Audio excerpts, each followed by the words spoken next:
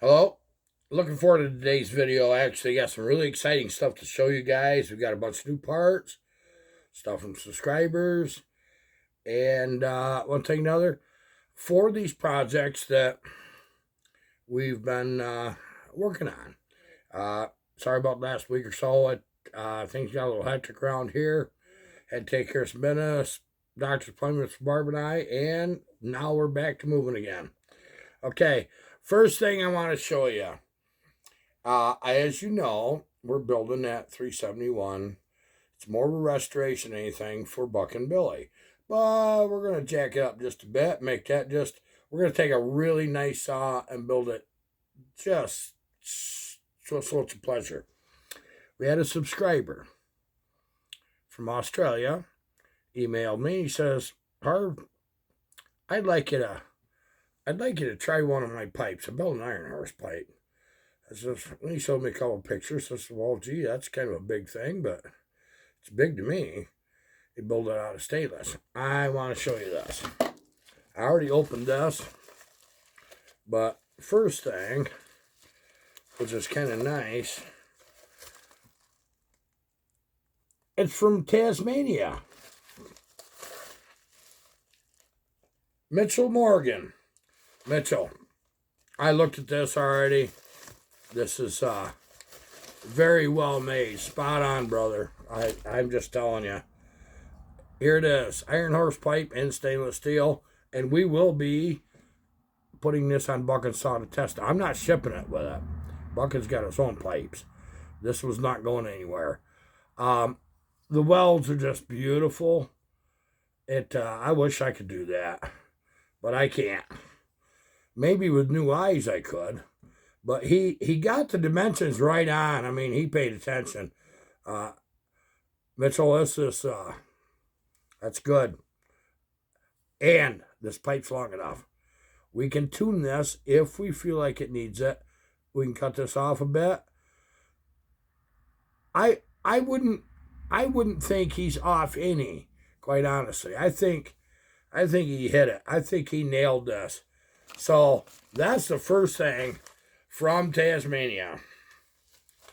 You guys are really, really good. Mitchell, you're the best, man. That, on a personal level, that means more to me than anything. Money, it comes and it goes. But good friends, good subscribers.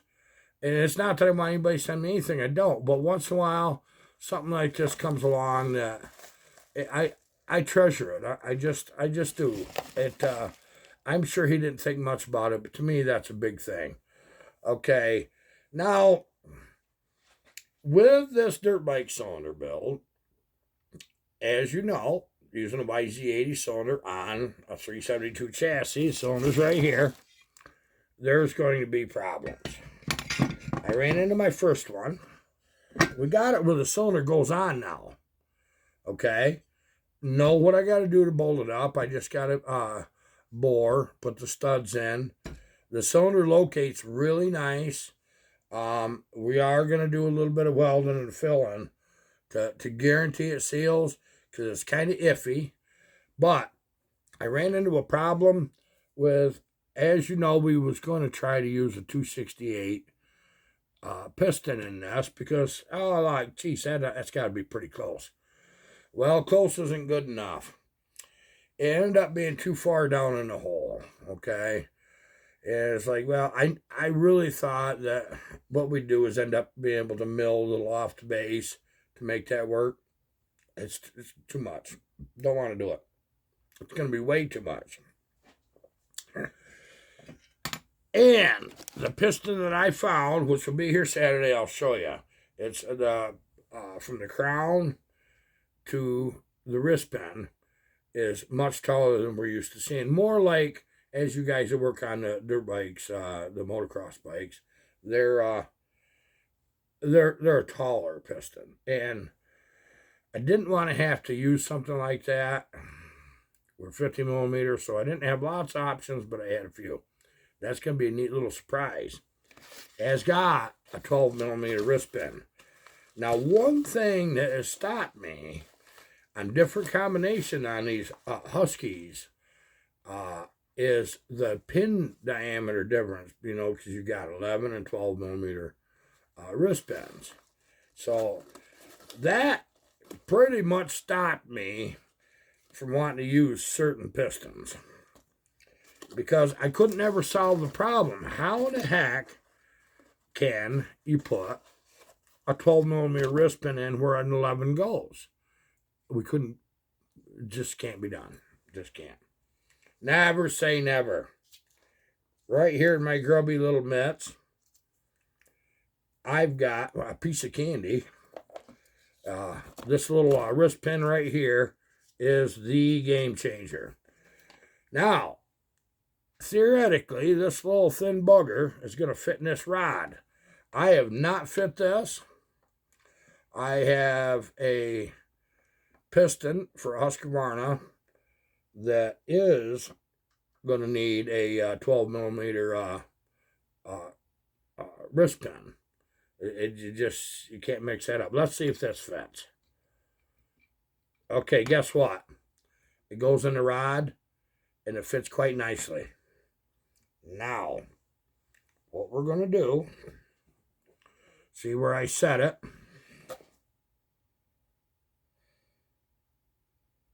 Okay.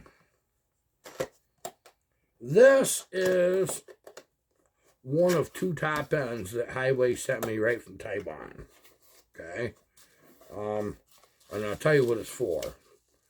This is a 57 millimeter for a 390. It's a big bore for a 390.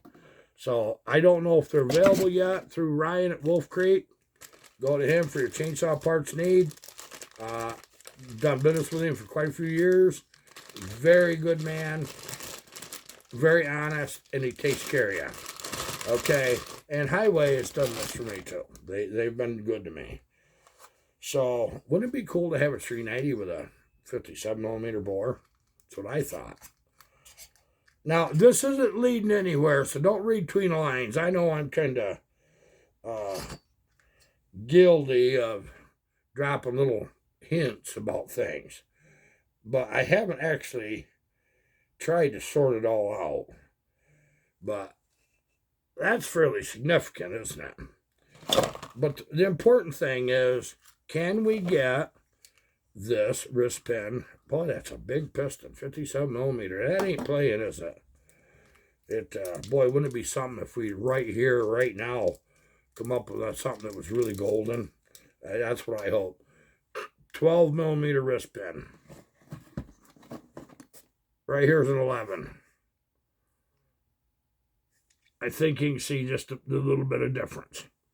Okay. Now, I pray to God this works. Okay, guess what? This is not the bearing.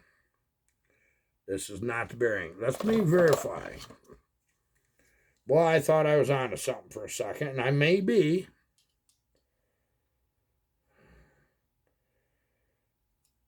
No. Okay, this one is a 13 millimeter.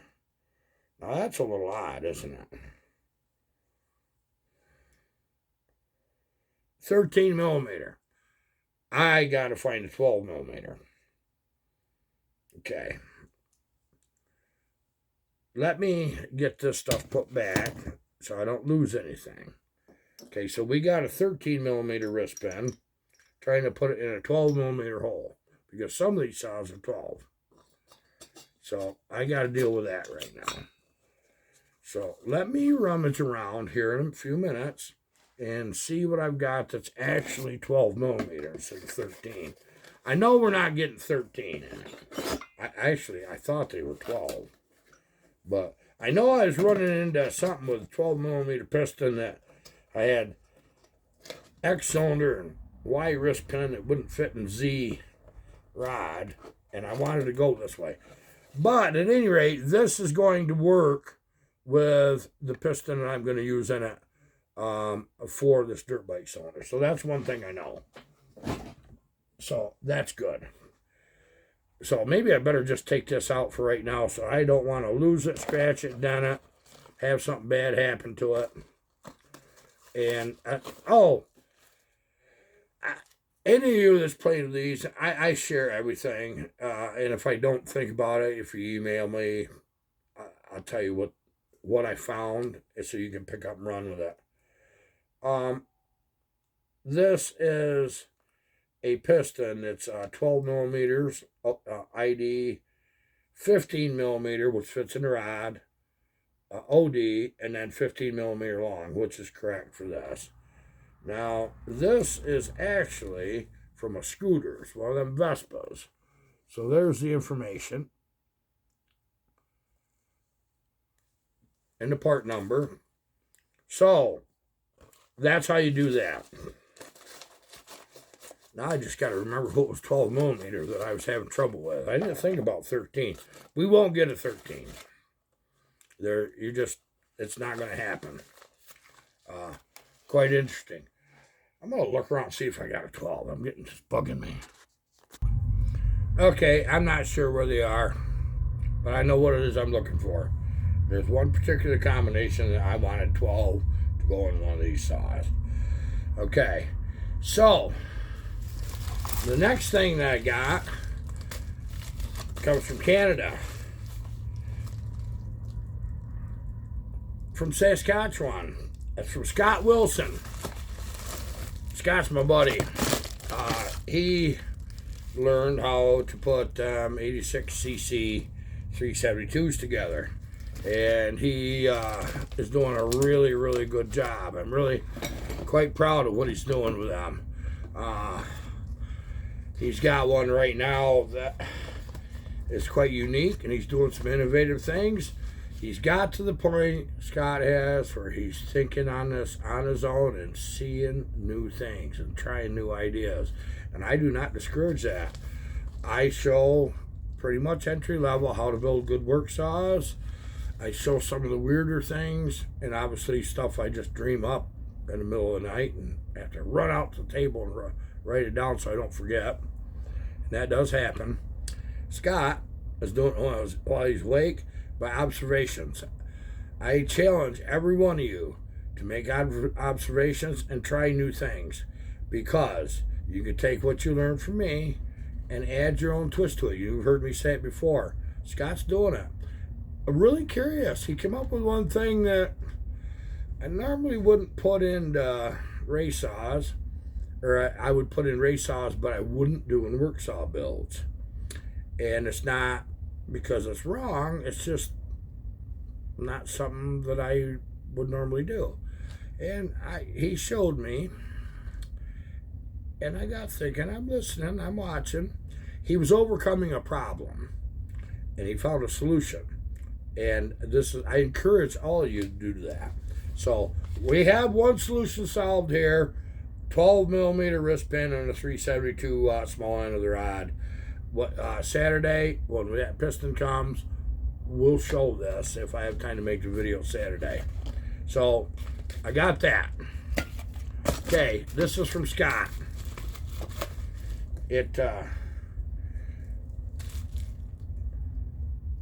Scott, buddy, it wouldn't go nowhere. I mean, you could drop this out of an airplane and it'd hit the ground and it'd still be good.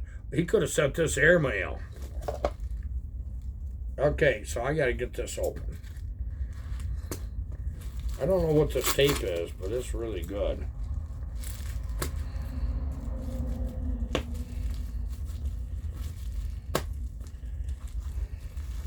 I'm going to do a trade with Scott on something that he's going to want, because what he sent me here, I didn't have,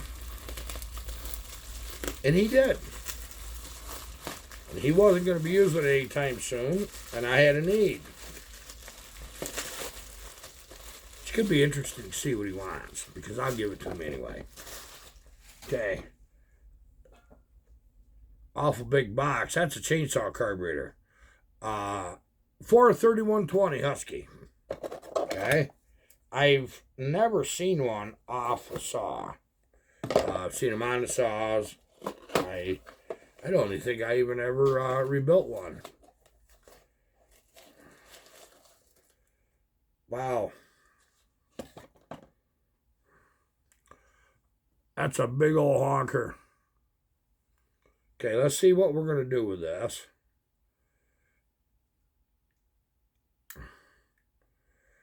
Well, I'll tell you what I know is the throttle comes on the opposite side of what I would want, okay?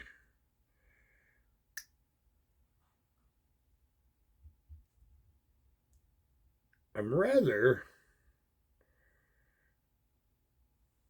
curious about that. It has a low jet, but not a high jet. Is that the way they are? This is for the throttle stop. And then it's got a low jet. But no high jet. Leave in the comments, guys, that's worked with these. This is going to be an interesting thing. I see how to get my choke working. It has ample size. There's not even a question. I think by the time we get our reed cage back in and build our mounting plate with a gasket, we're gonna be in there and probably sit about right there.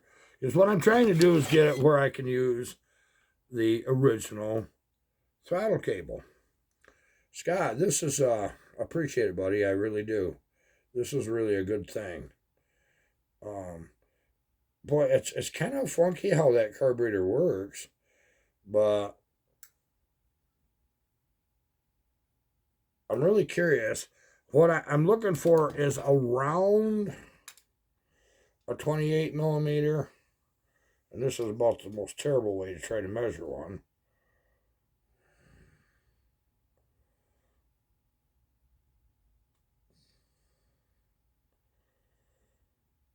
Twenty-three, 24 millimeter.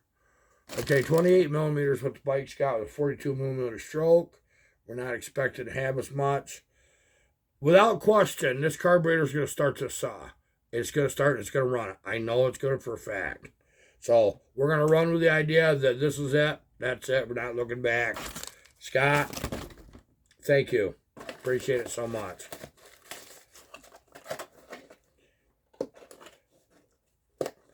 What's really funny is you guys think I come up with all these ideas all by myself. I talk to a lot of people all over the world on WhatsApp. I talk to you guys in the comments. I listen in the comments. And you guys bring things to my head. It's like, no, wait a minute. This guy's onto something. I'm going to look at this a little further. And you get where that you find some interesting things. Really, really, really interesting. Now, before I go to the next box, because this was really important, I want to show you something. I wasn't intend on doing it this video, but I'm going to. I met somebody new. He was at my house for a few hours, maybe 6. Steve. He has clone saws. You see me on his channel there.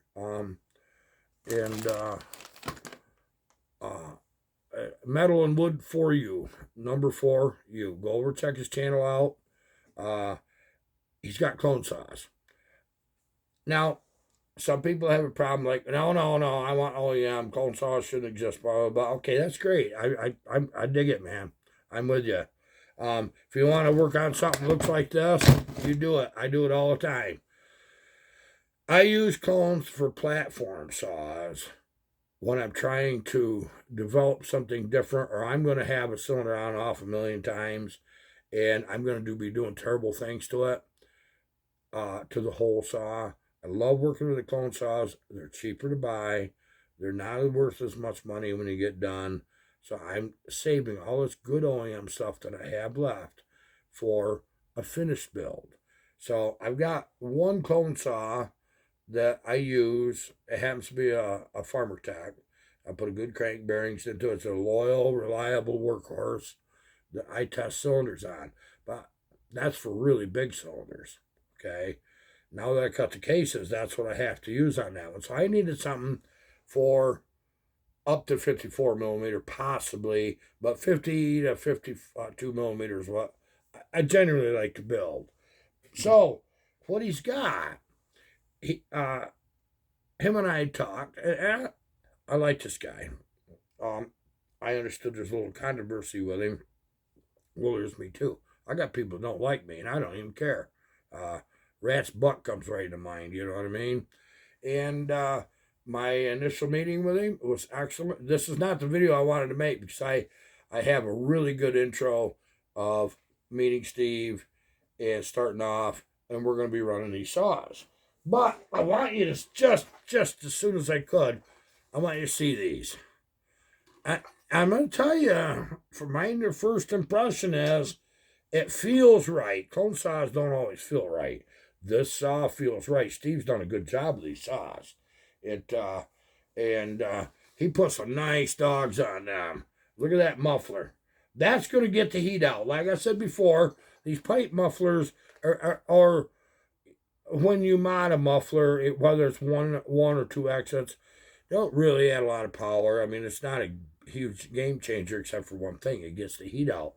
Okay, guess what this saw has? Now, these are ProMag. That's his brand. ProMag. He's highly invested in this on a personal level to get these developed, brought over from overseas, and make them as good as possible. And we're going to try them. And I'm going to be very honest. This isn't going to be about, oh, what an awesome clone saw. It's so wonderful. Or, oh, this thing's crap. This ain't that kind of video. You're going to see how I approach things like this. Okay, it's got all these good points. Is there any negatives for the price point? Is something really workable? I got an idea it is. And here's something that's unique about this. He's trusting these cranks because it comes with a 52 millimeter big bore. Okay, and it's clone all day long.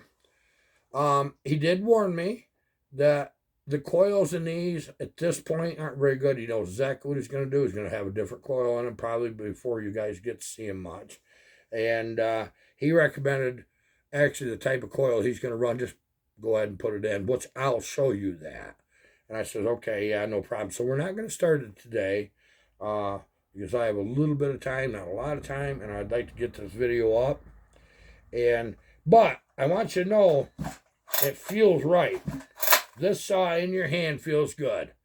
As far as runnability, I've seen him run on his channel. I know I've talked to one other person that's got one of these and he loves it. Okay, so there's one. So we got a couple things going for us. I've got a bunch of firewood cut. We got some logging with Tim Barton to do.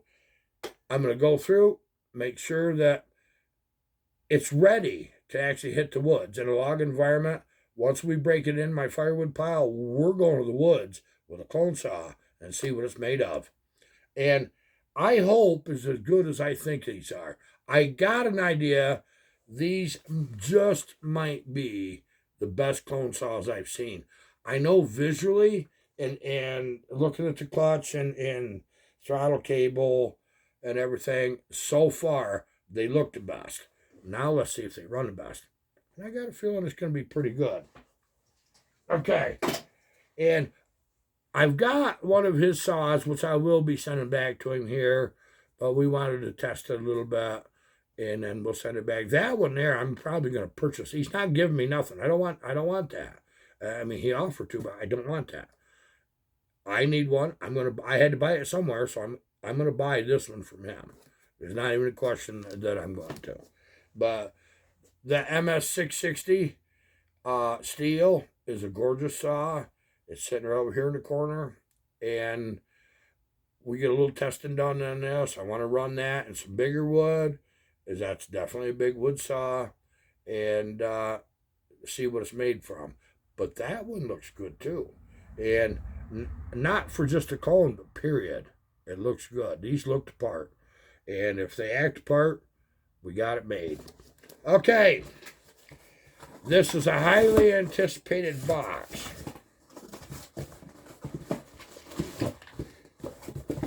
Okay, there's more in the box I'm going to show you.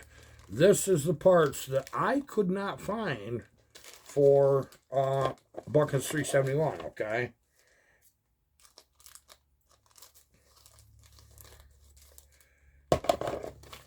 I'm pretty excited about this. These covers extremely hard to find. We got a new fill folder. We got more stuff here in the bag. But this right here is something I couldn't find. I tried. And I even tried eBay. Brand new side cover. Can you believe it? Yep. 4371. Okay. It's got the hole for the adjuster. That's acceptable. But what it doesn't have, it's not loaded with the adjuster. And here's why. We have the adjuster goes in, it's just, yeah, same case, right there. And it goes into the slot. That's where your adjuster goes. But I've used any of them up that I've had. Here is the Oregon HD6 carb kit for buck and saw. Really happy to see that.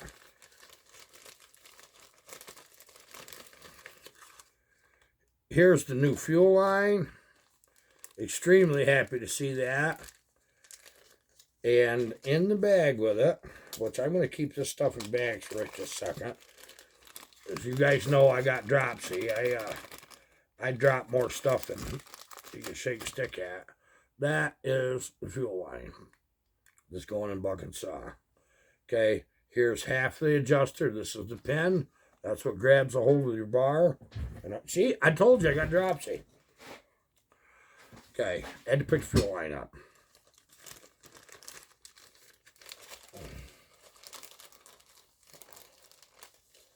Okay, there's the adjuster. It screws, the adjuster screw, and there's the adjuster. And like I said, it'll go right here in the front. So you will adjust that from the front of the saw by the bar, like you're supposed to be able to. So let's put these back in the bag in a Ziploc. Well, that kind of sucks.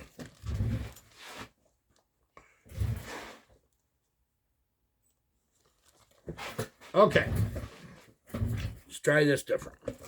I need to get another bag. So we got these parts. Okay, from Walker Saw Shop, right up by Buck and Billy. You know Johnny Walker, Bobby Walker. So I got a hat from him. And it's got to be adjusted. Probably about that much. Okay, now from up in Canada, this probably ain't no big deal. But out here in Western New York, hat's a big deal. And he threw in a couple stickers for me. Thanks, Johnny. I appreciate it. Really good of you to help. And an OEM fuel filter. I'm loving it. So that was the parts I was missing to finish buck and saw. And so we got them.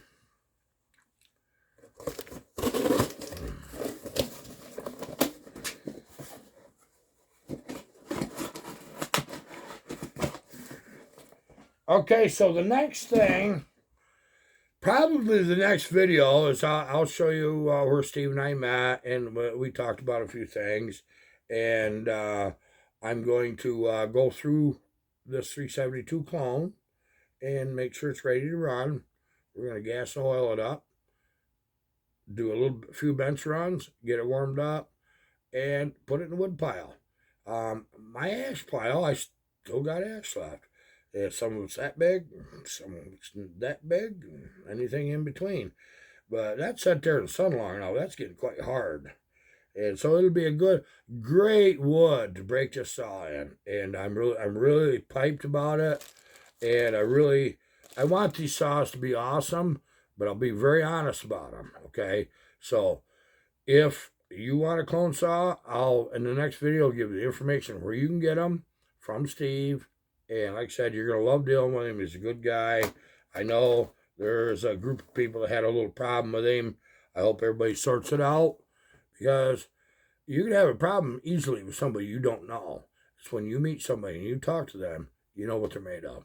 Steve's the right guy to talk to. He really is.